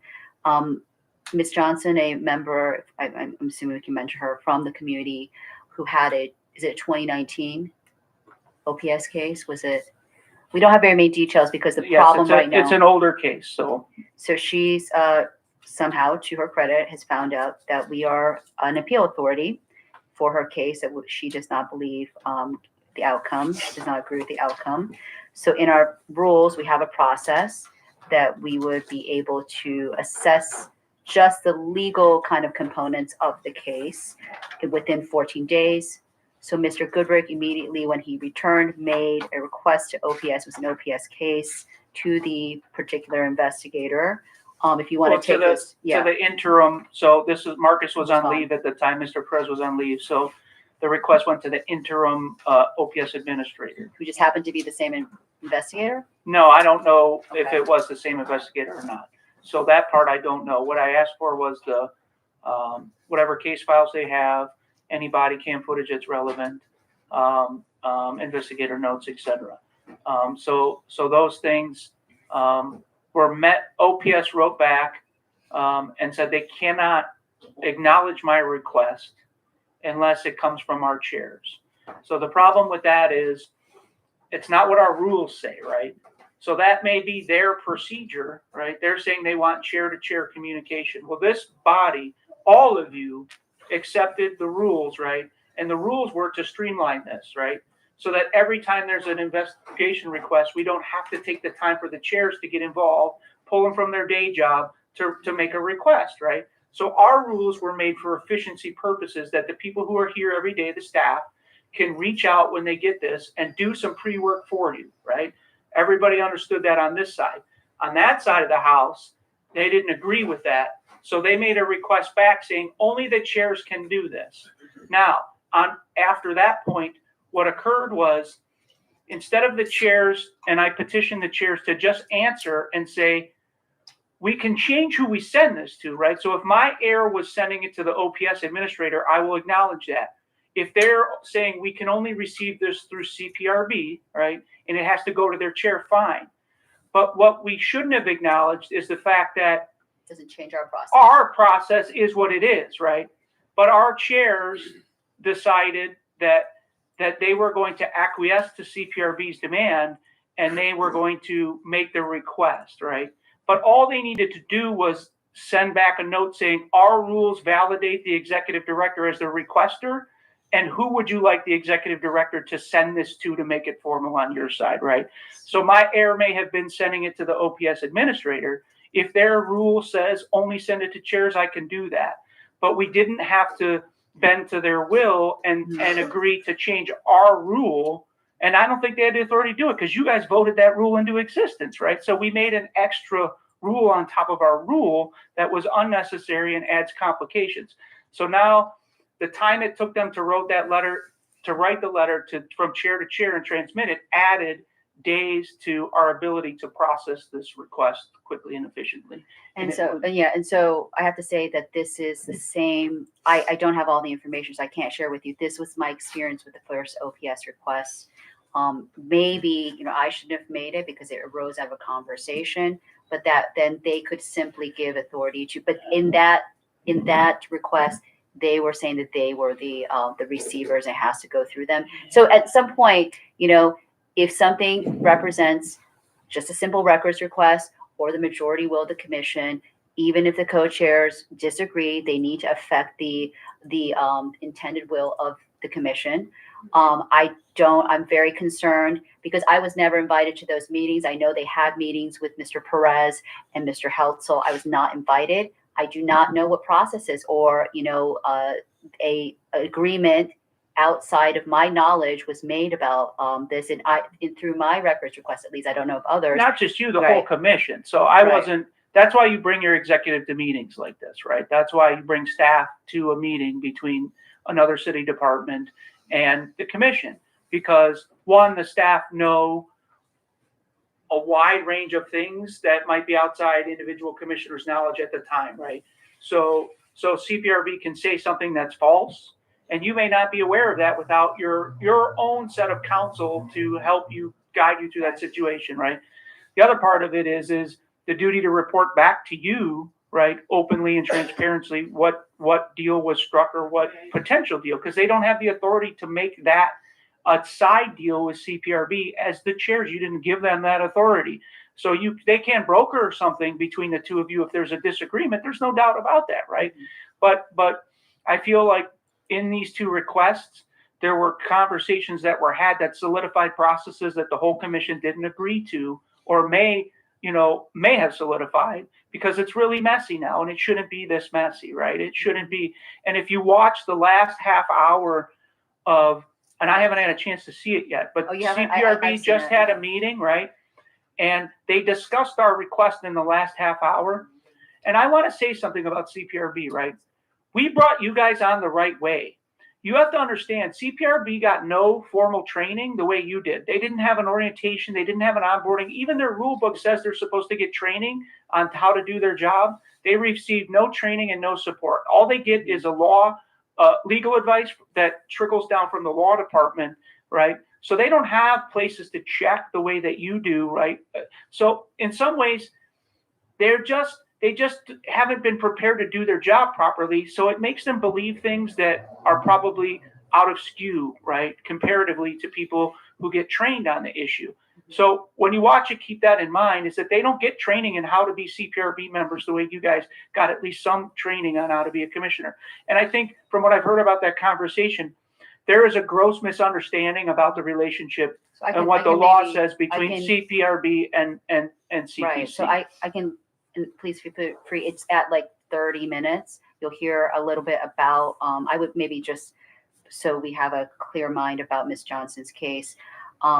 I do want to add that I did attempt in the first request to have a meeting directly with Billy Sharp, and it was scheduled with Chris Heltzel, and then it was canceled last moment, and they never met with me. And I'm allowed to meet just with them. I don't understand why everything seems to go through our co-chairs. So what you'll see in that last 30 minutes, and I encourage everybody online to watch it, because we have to solve this profound misunderstanding and gap between the two. We have to work together.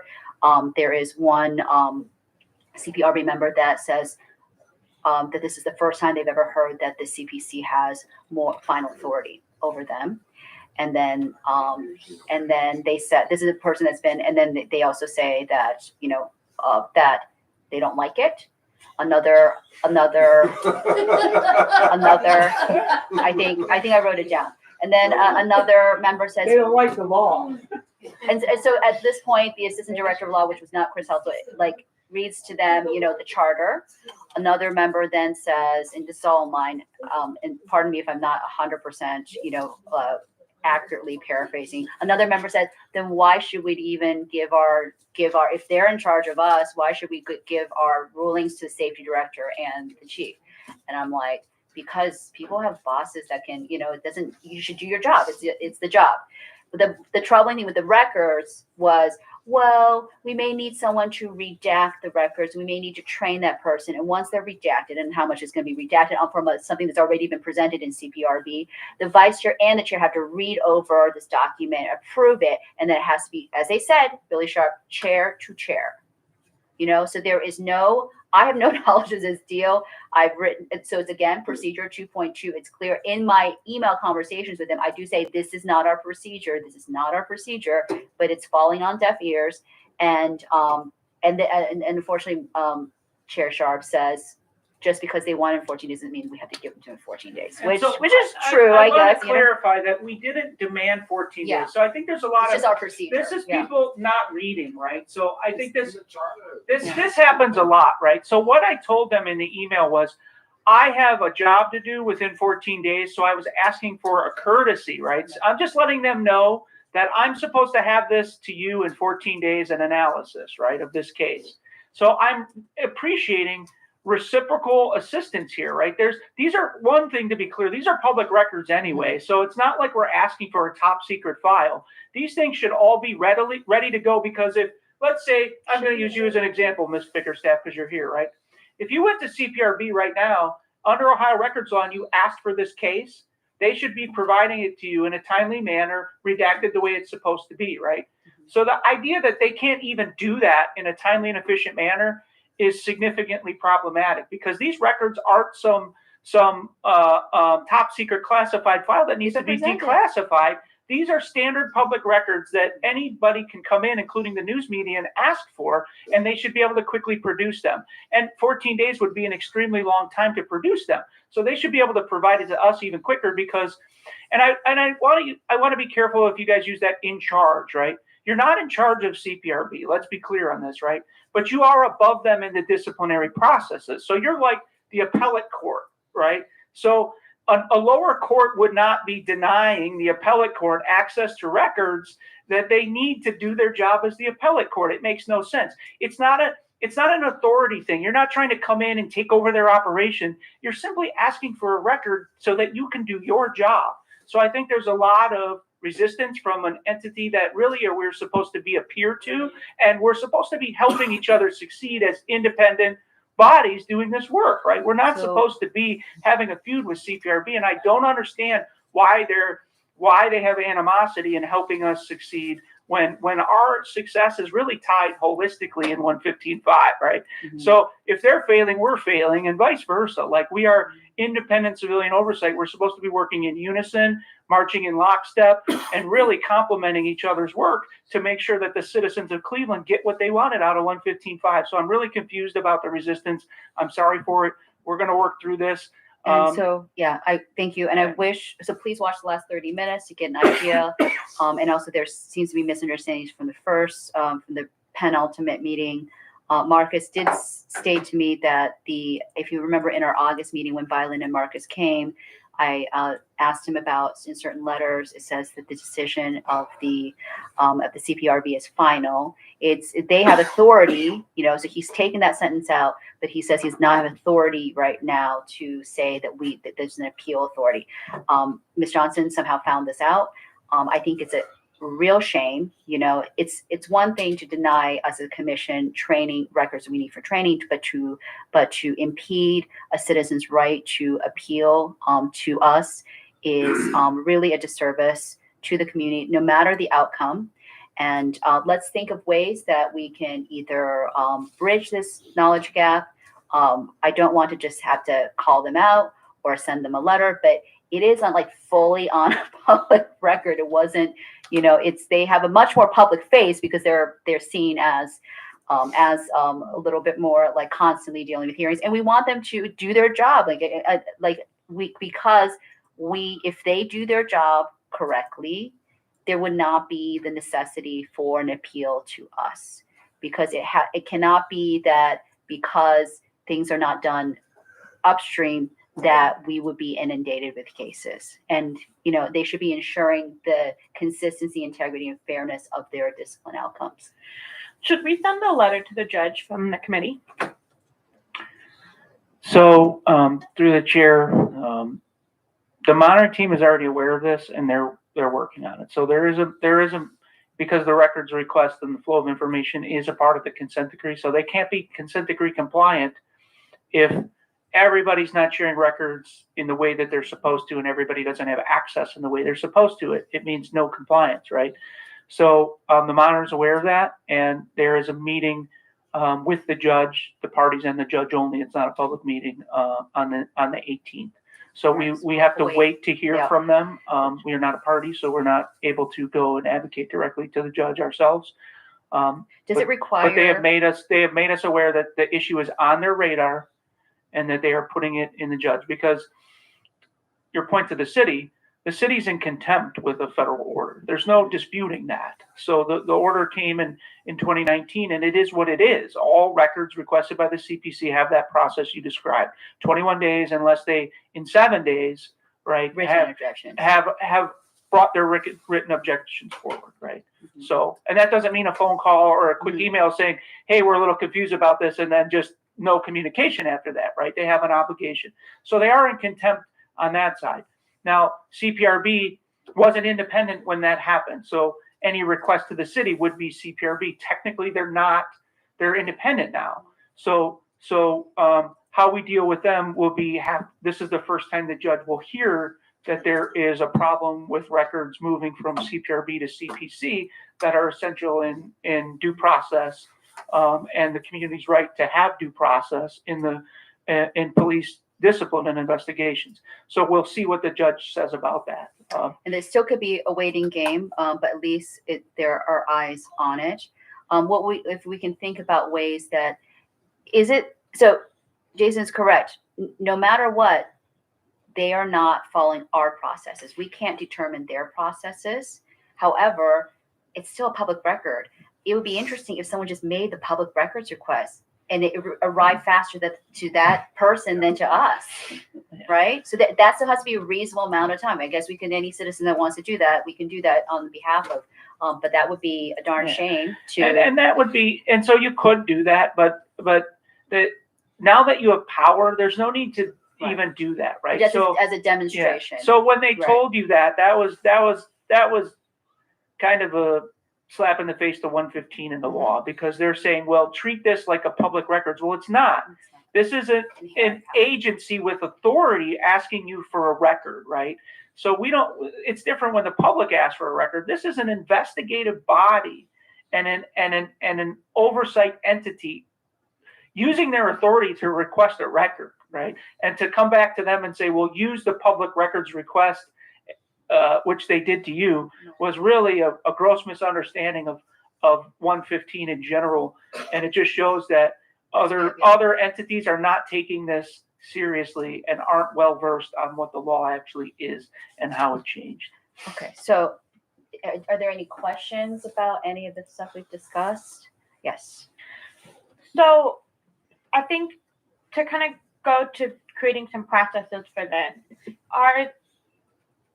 for a 2019 case, if we were to review the case and say, we think that, this should have resulted in discipline, we are outside.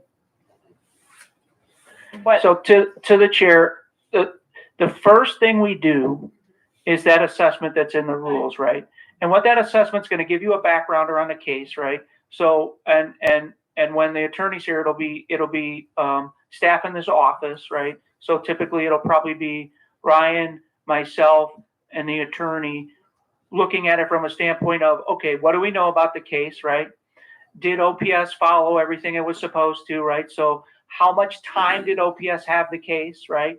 What did OPS present when they presented it to CPRB? What was their presentation, right? So did they recommend sustained, right? And then CPRB said no, and they flipped it. So those things all matter, right? And then did it go to the chief and back again? So I'm going to give you the full life of that complaint, right? With every detail you need to know, so you can consider if you should look at it. Remember, your authority is not to reinvestigate the case. What you're looking at was the discipline appropriate for the offense, right? If there's a flaw in the way this case was handled, that's a different issue. You can say, we're not going to hear this case, but what we will look at is the process that led to this outcome instead, right? And you can say, from a process standpoint, we think that this case is flawed, right? But you may have other reasons why you're not going to overturn the discipline, right? And in this particular instance, we'll do the assessment. I don't want to talk about the case. Yeah, we're not going to go into it. But the reality is you're going to get it prepackaged, right? And according to our rules, this committee discusses it first, right? And what you're doing is a yes hearing or no hearing. So you're going to discuss the package here, and you're going to decide if you're going to do an evidentiary hearing with the purpose to consider overturning the discipline, right? And if you decide on an evidentiary hearing, we schedule it, and that's a full commission thing, right? But this is the committee that makes the go or no-go decision based on the analysis, right? And you can do that through multiple stages. So if you say, we're not ready, we need, you can send it back and say, we would like more information about this particular thing, or we would like to call a witness to this committee first to decide if we want to have a full hearing on it, just to see. You can do those things here, right? Because your ultimate goal is to determine whether or not you want the full commission to hear it. Because then it is a final disciplinary decision. Right. And so what I want to understand is what criteria will we use? I'm not talking about this case specifically, but I think it's in the rules. Yeah, it's in the, so you're going to look at time, and you're going to look at, and the analysis is going to say, you know, that this case did comport or did not comport with the disciplinary matrix. So that's what you're looking at, right? You're looking at due process. Did it follow due process? Did it, and did this case match the disciplinary procedures in place at the time, right? Yeah. If anything in there doesn't match, right, and it's a little bit yellow or red, then you should probably have the evidentiary hearing, because that means that it is a possibility that this case was not given the correct outcome that it should have had, right? So that assessment is going to show you in those different criteria, right, how eligible this case is. And regardless of I mean, this is, you know, thankfully this was, I'm not going to comment on the nature of it, but it is not, it's a good case, I think, for us to go through this procedure, and we should take it step by step and seriously, and not, that is, I think, the discipline of this is that we are not supposed to like adjudicate this. We're just supposed to, you know, measure due process and other kind of objective metrics about the, what is it called? The disposition of the case, right? The disposition, right? So you're looking at does the disposition match what was supposed to happen here, right? Because, and a lot of times it'll come down to, you've already seen this in Brady Giglio, right? Where you'll see a similar case, and we'll look at similar cases, because that's part of the assessment, right? We're going to go into the archives, and we're going to pull cases that are the same charges when applicable, and see what the outcome was. And we're going to let you know that the last three cases related to this same charge, this one is different from those in this way. And that's what you'll be looking at, right? Is, are there really differences there? Okay, so great. I'm looking at the rule. I'm not seeing any criteria for, I think it has a list of the things that will be included in the analysis, but it is not listing out a criteria for, it just says that we will vote, but we will review that and then vote on whether it should have an evidentiary hearing. And so that is where I think that we should probably create some sort. Well, that's what the criteria are. They're gonna give you a recommendation based on the criteria. So that's what the vote is. It's the way an attorney presents a case to a judge. Like So, at an appellate level. yes, it's at an about appellate- so you're not looking about at the it- evidence. So you're going to have to make a decision on that based on what is presented to you in that, right? Let me Right. see. Which, But there's where's still the a rule again? criteria. It's 2.4.4. But there's still, we're still talking about specific things like, was it handled in a specific amount of time? Did it match the disciplinary matrix? Is there a claim that interviews were mishandled or whatever? I mean, I do think that there needs to be something that lays out. She wants to lay out the criteria for due process. Would that help? I mean, for So if those you want a it will rubric say or- it'll say it in the report you get, right? So it'll say next. So at each section in the report, we'll talk about due process, right? And it'll be comparatively. So let's say it'll have a comparative thing, right? So it'll say due process of this was fouled, and it'll go down the list. CPRB, OPS, chief, back to chief, right? And it'll say if there's a red flag there on the other side of the chart, right? It'll say red flag, right? So those are your criteria. If you have red flags, right, the recommendation in the end from staff will be to it'll explain why you have red flags, and it'll give a recommendation, right? And that recommendation will be hearing or no hearing, right? So the only thing you have to analyze is if you agree with this assessment, right? And if you want to move it forward or not forward, because at this level in this committee, you're not making a decision. You're just deciding if there's enough there to have a hearing, right? And typically, if there's any red flags there in any of those criteria that's in your assessment, you're probably going to do a hearing on it, right?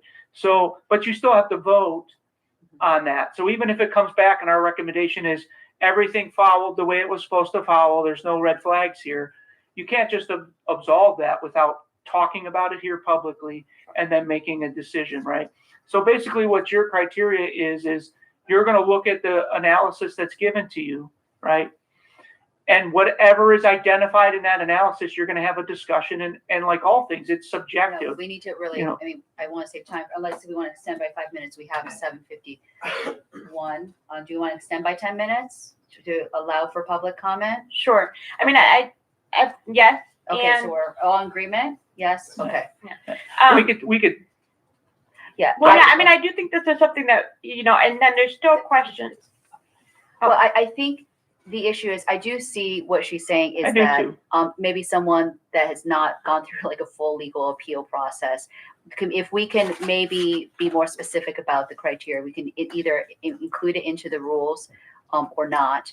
But just if you maybe can make a sheet or something, and I will request this, that not only is there a determination on whether due process is met, I want the actual evidence Sure, it's all gonna, within the case that say this date wasn't followed, it wasn't in, I don't know what the due process would be. but if there's an evidentiary problem, the answer isn't a hearing. You Right. send it back for reinvestigation, right? So that is, you're not reinvestigating this, right? You're saying this discipline is flawed because of the evidentiary problem, right? We're gonna learn how to conduct the investigation, so we'll know just from. Right. Yeah. So if it has an investigation flaw, you can't do the job of OPS then, right? You have to send it back to We OPS don't and have an say investigation. this was you need to reinvestigate this and make sure that you covered all your bases, right? And then I think the other thing is that, and I don't know if this is going to be included in the evidentiary procedures, but the process for which, after all the evidence is presented, what does our discussion look like? Who makes the recommendation? We're not presenting, we're presenting, there's two types of evidence. There's evidence to the factual basis of the case, what went on, and then there's information about whether the procedure was That's what followed. I'm referring to. So what I'm saying is, maybe not call it evidence because it's a little confusing. I'm talking about the evidentiary procedure for hearing. That's for the full. That's the full commission. That's what we have to develop. That's So the not for hearings us, will yeah. happen in front of the full commission. It has to, Okay. yeah. We are just doing the initial legal You're just assessment. deciding of if you're about- sending it to the full commission for a Okay. hearing. And then, after a hearing, we would just have, at the conclusion of the hearing, there would just be a vote. Yes, As and to that's a whether, more yeah, complicated vote because you have to then decide do we call witnesses? if you're overturning the decision, you then have to take the matrix and decide what is the appropriate outcome for this decision then, right? And So- so these are some of the things that I would like for us to, and I don't know if that's included in this, but Well, that's what we have to develop the whole procedure for, is Right. how you do the evidentiary hearing. Way up here. well, I know, but I'm just, what I don't want to have happen is that we're not on the same page Well, about all the things that need to be created. So that's just, I think, Right. I think through this case, if we can get some process development alongside a proper due assessment in Ms. Johnson's case, that would be great. The evidentiary procedures, I think that we should have the lawyer write it, and then we can have some other, because I don't know what background our lawyer will have. We can have an employment lawyer look at it, a labor attorney will probably need those kind of subject matter expertise. the last thing I would like is for us to set a regular meeting. Okay. Okay. So, let us, all right, so I get, I hear you. So what do we want to, so we have let's set it by, so a month from now, or is it when we're gonna be done? How long will it take to read all those? I think we should have like an agenda for the next time. It's especially because I have no idea when we're gonna get these records, which is holding up some of the work. But And we can always cancel a meeting. I'm just saying, let's get it on the calendar and then it can be To canceled. the chair, I'm gonna humbly request every other committee is on a regular schedule. So pick a So- schedule for the year for the what community. so we can, it doesn't have to be a month from now. What is a good date? Like I respect, for myself personally, I don't like all of this committee meetings spread across the weeks because we should try to get things before the full commission meeting. So we should probably meet before then during the month. So what are your schedules? What are the current schedules for the other meetings? I know that, I think Wednesdays are pretty much Done. and then Budget and Grants meets second Monday of every month. And your Thursdays, No, outreach, it's on a Monday. I can't it's Monday. Right now, this was originally set on Tuesdays. Mhm. So if you're gonna, this is the second Tuesday. Second Tuesday. Yeah, so it should be, so my suggestion is if this works, just keep it the second Tuesday because there's no conflict of another committee with the second That works, Tuesday the right now. First Tuesday, it's the third Tuesday, so the Yeah. second Tuesday. So let's just keep this I can do that. second Tuesday. And that way I can Is that schedule okay? for the whole year and if there's, Yoga class. It does? Tuesdays and Wednesdays. Okay, so let's. I'm just joking. I see, she still hasn't figured out when you're joking. He or does, when no, you're- because I know he tells me about his yoga class all the time. He's gonna go to Wednesday yoga class It's now. either Tuesday or Wednesday I could go, so. Wait, but Wednesday we I'll make it have work. Wednesday. I know, we'll be all right. We'll Then be all let's right. have it on, no, Thursdays is not good because we have the discipline on 6:30, so. Well, maybe But it's we not, should- we had to stagger the weeks, we you know, should it's not every. start the meeting with an hour of yoga. There you go. Yeah. So Out of is respect. Tuesday at 6 okay? The second Tuesday? Yeah, Okay. it's not every Tuesday, so. Okay, I can- let's schedule it. So the next one is when? It would be February 13th. Oh, okay. Valentine's Day. Well, that's That's true. Galentine's. That's true. Will be extra. Because people. can I'll bring come the cookies. up- All right, so thank you so much. 6 o'clock as always. Unless any other notice. Now we are open for public comment. Does anybody would like to make, Well, I'm gonna say this. would you like to come to the Brenda, come on up. microphone? No, I'm talking right here. I'm gonna say this. Okay, so I'm sitting here and I'm listening, I'm taking it all in. I'm listening to what you're saying about this. I'm concerned about this complaint. And I'm looking because it's going on 30 days almost now. And nothing has been done about this complaint with this individual. But I'm gonna tell you, and I'm gonna tell you right now, you better be careful and know those GPOs and make sure it does not conflict with the collective agreement contract and follow what you're supposed to follow. So if that officer, whoever this is against, don't come back and hit you. Secondly, I'm listening to what you're saying, how the Cleveland Police Review Board is doing and not getting with you. You guys are dysfunctional yourselves. Until you get right, they're not going to be right. Okay?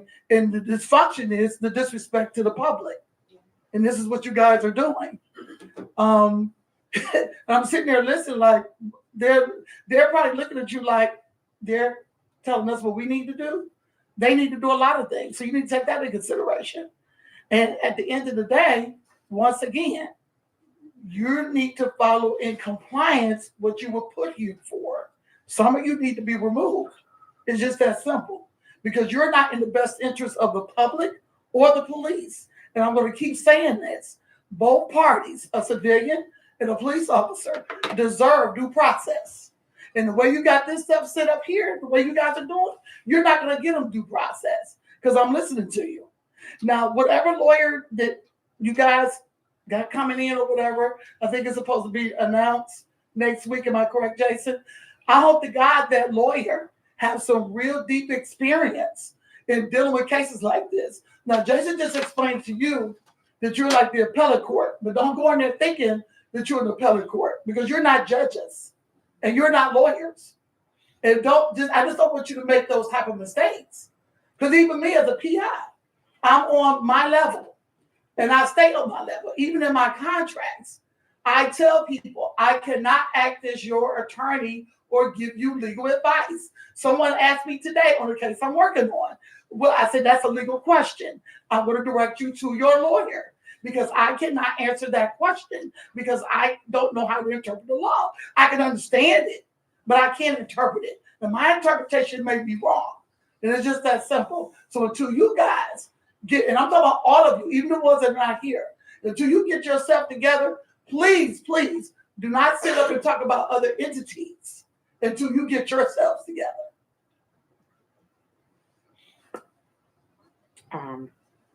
Okay, I guess it's on. I really don't have a comment. It's more so just a suggestion of when you all are reviewing these cases from CPRB to make sure that you don't forget to include those public testimonies that happen within those meetings, because complainants are allowed to do public comments at those meetings, and they bring up valid issues about their cases and those investigations during that time. So just make sure that you include those all within your request for information.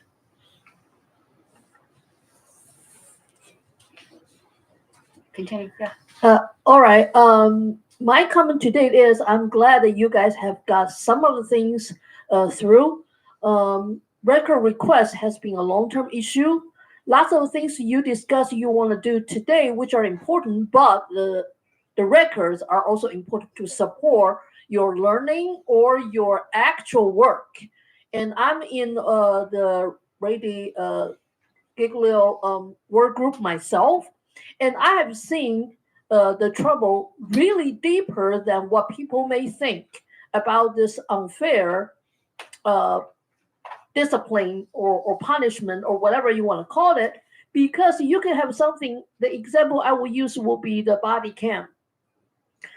Some people, when they already got addressed in the report saying this guy did not turn on the body cam, but sometimes there's no such a record until they actually went to the court.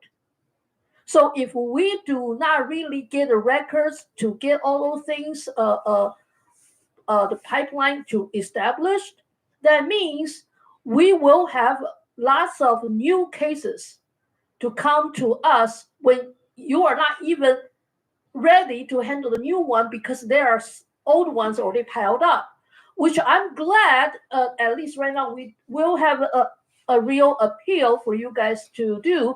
And believe me, I believe the community will be look at you, how you handle this.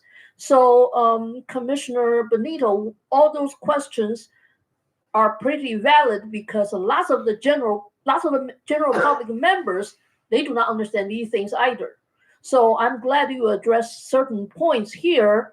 And this is the reason why I do appreciate Commissioner Wang and Commissioner Churras are the one leading two work groups in this particular committee, because they have developed a very systematic way to push the work through.